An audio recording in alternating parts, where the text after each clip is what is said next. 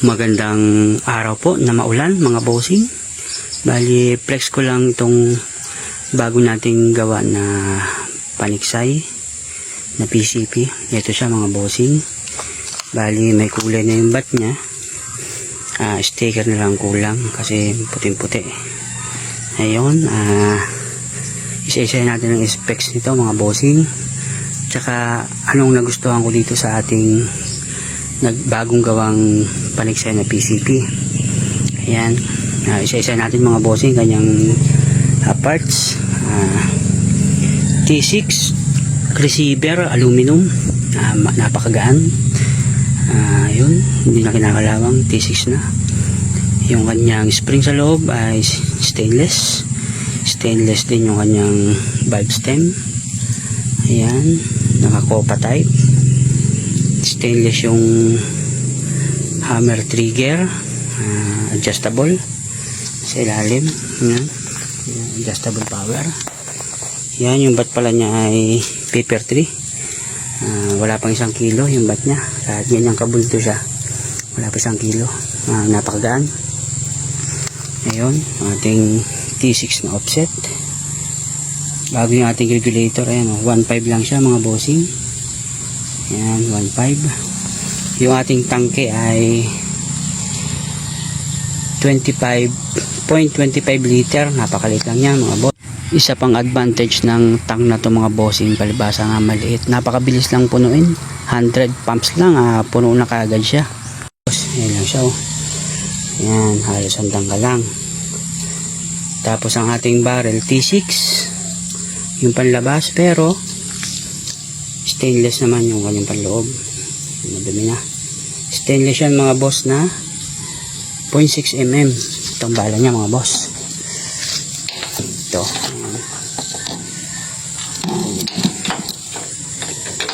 0.6 to mga bossing. Mas malaki yan kaysa sa 5.5. Ay, sagli lang. Mas malaki siya doon sa 5.5 na gamit natin, o yung 22. Ito yung bala niya, semi pointed para hindi masyadong magalaw sa ilalim ng tubig. Ayan. Ayan, bali ang kagandahan nitong ating bagong gawang airgun, napakagaan niya kasi puro T6 na siya, aluminum. Ito ay 3 kilo lang mga bossing. Halos kasing bigat lang ng CO2 na airgun na paniksay natin, lalo na kapag yung ating airgun ay stainless. Mabigat talaga stainless, pero ito napakagaan. 3 kilo lang mga bossing. Bago yung ating tangke, napakaliit nito mga boss, 0.25 liter, pero ito 160 shots kasi ang working pressure nito ay 300 bar sa specs mga bossing. Napakaliit niyan, 300 bar. Kung i-convert natin sa PSI ay 4,200 PSI. So yun yung working pressure niya mga boss, napakataas, 4,200 PSI. Tapos ang ating regulator ay ayan, 1.5 lang mga boss. Sabihin mula 4.2 hanggang 1.5 PSI, napaka haba ng swing ng pressure. Yun ay kinumpute natin o pinutok natin, tinas natin, umabot ng 160 shots mga bossing. So isang fill nito, ilang araw na siguro natin magagamit. 160 shots, hindi natin maubos kung pupunin natin ang 4,200 PSI working pressure nya. Napakarami mga bossing. 160 shots, hindi na natin kaya yun. Parang almost 2 tangke ng CO2 siguro, kasi hindi naman nakaka 100 shots yung CO2, isang CO2 tank kapag yung mother tank natin na pinagkargahan ay mahina na. Hindi talaga nakaka 100, lalo na pag powerize ang ating airgun. Ayan mga bossing, yun isang advantage nito, magaan, 3 kilo lang, shot counts 160 shots. At hindi lang yung 160 na yun, napakalakas nun kasi PCP na to. Itatry natin penetration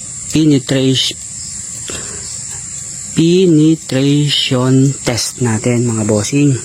Isa pang advantage nito mga boss, pangatlo, napakatahimik kasi talagang maganda yung pagkakalapat niya dito. Wala talaga siyang backfire, napakatahimik niya, tapos napakatipid sa hangin kasi nga walang backfire. Buong buo yung hangin na tinatapon niya, tapos ang tulog niya halos para lang siyang crossbow sa sobrang tahimik. Kaya talagang napakaganda ng natsambahan lang siguro natin. Napakaganda ng pagkakagawa niya. Maraming shot count, tahimik at sobrang lakas mga bossing. Kasi PCP na to. Paano ko ba nasabing malakas mga bossing? Ito bale, mag penetration test tayo. Ito. Bago kasi masabing malakas mga bossing, kailangan lumampas sa dalawang saging. Malaking saging na ito mga bossing. Ayan, oh. Ayan. Bali apat yung nilagay natin kasi na-test ko na sa dalawa, lampas, mahaba pa yung tinakbo ng tali. So ginawa natin apat. Malaking saging yan mga boss, ayan, oh. Hindi yan pangkaraniwang maliliit. Bali nagtiba kasi tayo ng saging, ito yung pinagputulan kaya hindi na sayang yung puno. Ayun mga bossing, balik tayo sa airgun. Pakinggan nyo mga boss kung gaano siya katahimik. Talaga yung hangin niya buong buo. Gaya ng sabi ko dati mga bossing, kapag ka talaga minimize o halos walang backfire, kahit walang silencer ang airgun natin, hindi siya ganun kaingay. Katulad nito paniksay, walang silencer. Pakinggan nyo mga bossing kanyang tulog, kung gaano siya katahimik. Sabay puputok natin dun, bali nasa ano yan, 9 meters o 10 meters siguro. Ayan, para lang sa ating test. Mga bossing, try natin iputok.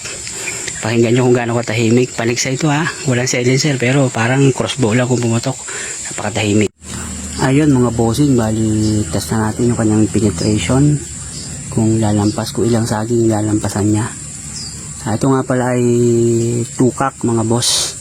Naglagay tayo, ginawa natin tukak para kapag yung tubig ay mababa, hindi masyadong babaon sa lupa yung ating bala, lalo't hindi naman kalayo na ating binabaril. Kapag tag-araw kasi mababa ng tubig, lapat na sa halos yung isda ay lapat na sa lupa. Pag pumutok tayo talagang napakahirap bunutin, kaya ginawa natin tukak.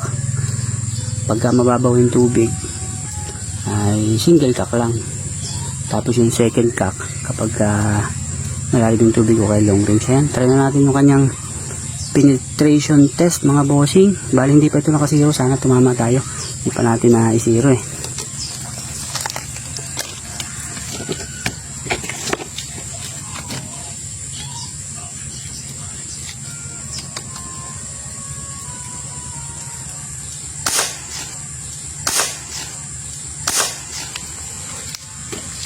Ayun, napakinggan nyo ba mga boss? Para naka-silencer. Napakahina ng putok. Tingnan natin yung kanyang tama, kung hanggang saan ba. Ayan, ito na yung ating saan ba tumama. Ayun, buti naman at medyo gitna siya ito. Ayan, ito yung ating nylon. Hanggang saan kaya? Oops. Ayun, tumago sa pangalawa mga boss. Ayan, natin nasa, ayun, hanggang sa pangatlo mga boss. Ayan, sagad pa siya. Ayun, bali lang pa siya sa dalawang saging, bumaon pa siya sa pangatlo.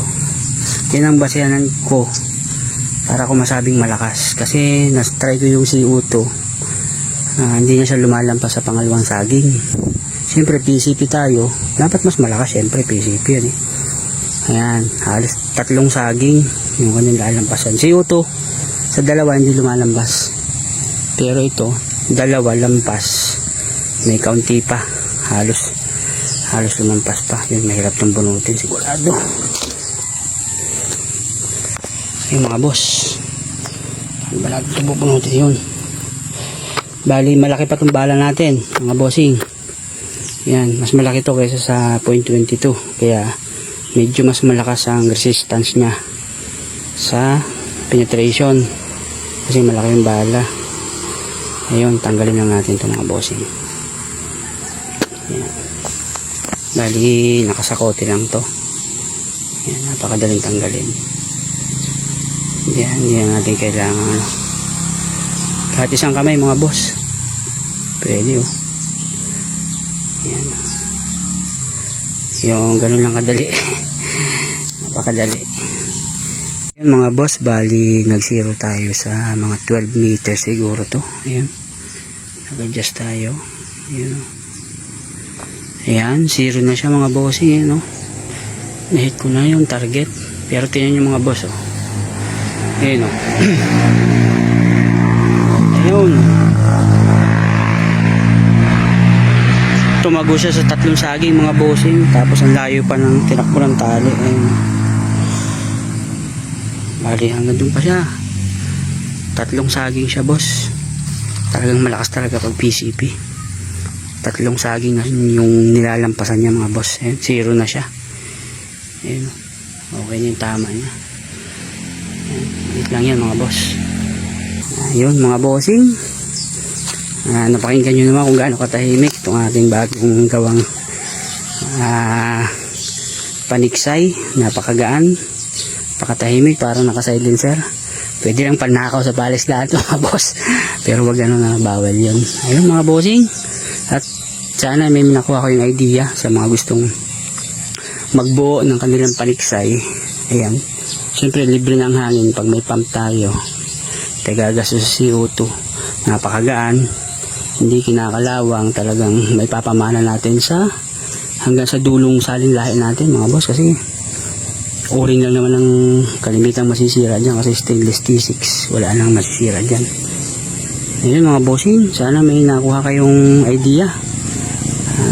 Magbuo na rin kayo mga bossing para makatipid kayo CO2. Dito kasi sa amin ay may mga buwan na wala ka talaga mapagpakargahan ng CO2 na napakahirap. Kaya yung iba pinapump nila yung kanilang CO2 na airgun. Problema may mga nasasabugan. Ayun. Kaya ingat din tayo sa pagpapump. Bantayan natin yung pressure. Mapasobra. Lalo't brass ang ating airgun o kaya yung mga stainless na medyo manipis ang tank na may kasi yun hindi siya seamless. Kaya ingat din tayo kung hindi naman talaga natin kabisado yung pressure natin kakarga. Ayun mga bossing, sana may nakuha ko yung idea. Nga pala itong barrel natin ay 20 inches. Ayun, tapos yung ating red dot.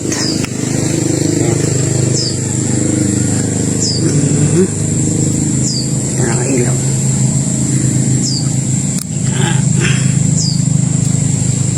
Ayun. Napaka ihanap. Ay, selector pa na. Ayun.